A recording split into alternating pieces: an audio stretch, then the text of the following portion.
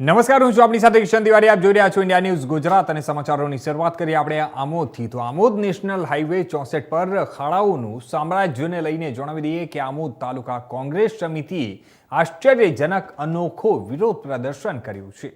રસ્તા પર ભાજપ વિરુદ્ધ ફ્લેક્સ બેનર સાથે સૂત્રોચ્ચાર કરવામાં આવ્યા છે અને ત્યારે રસ્તા રોકો આંદોલન પર ઉતરતા કોંગ્રેસ સમિતિના લોકોને આમોદ પોલીસે ડિટેન કર્યા હતા અને જણાવી દઈએ કે પોલીસ વાન દ્વારા સ્ટેશને પણ લાવવામાં આવ્યા હતા અને ત્યારે પોલીસ સ્ટેશનની બહાર કોંગ્રેસ સમિતિના હોદ્દેદારોએ પોલીસ સ્ટેશનની બહાર જમીન પર બેસીને સૂત્રોચ્ચાર કરી અને વિરોધ પ્રદર્શન કર્યું હતું.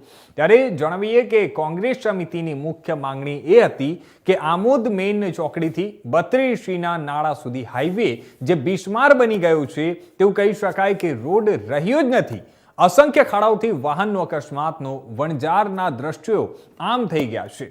ત્યારે આમોદ જંબુસર માજી ધારાસભ્ય સંજય સોલંકી, તાલુકા પ્રમુખ નરેન્દ્ર પટેલ, પાલિકા માજી પ્રમુખ સાજુભાઈ રણા, યુવા કોંગ્રેસ પ્રમુખ કેતન મકવાણા સહિત હોદ્દેદારો ઉપસ્થિત રહી અને આશ્ચર્યજનક આંદોલન કરવામાં આવ્યું હતું. ત્યારે આમોદ તાલુકા પ્રમુખ નરેન્દ્ર પટેલ અને યુવા કોંગ્રેસના કેતન મકવાણા સહિતના 20 થી 25 લોકોને પોલીસે ડિટેન કર્યા હતા અને ત્યારે જણાવી દઈએ કે આમોદ તાલુકા પ્રમુખ નરેન્દ્ર પટેલ અને યુવા કોંગ્રેસના કેતન મકવાણાએ જ્યાં સુધી માર્ગ મકાન વિભાગના અધિકારી અંદાજિત 500 મીટર બિસ્માર હાલતમાં જે છે રોડ રસ્તોથી મરામત કરવા લેખિતમાં બાંહેધરી ન આપે ત્યાં સુધી અન્ન અને જળનો ત્યાગ પોલીસ સ્ટેશનમાં જ કર્યો છે.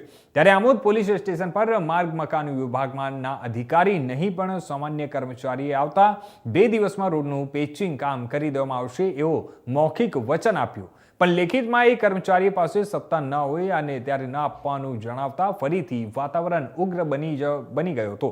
ત્યારે આમોદ તાલુકા પ્રમુખ નરેન્દ્ર પટેલ અને યુવા કોંગ્રેસના કેતન મકવાણાએ અન્ન અને જળ ત્યાગ પર હાલ તો અડગ રહ્યા છે.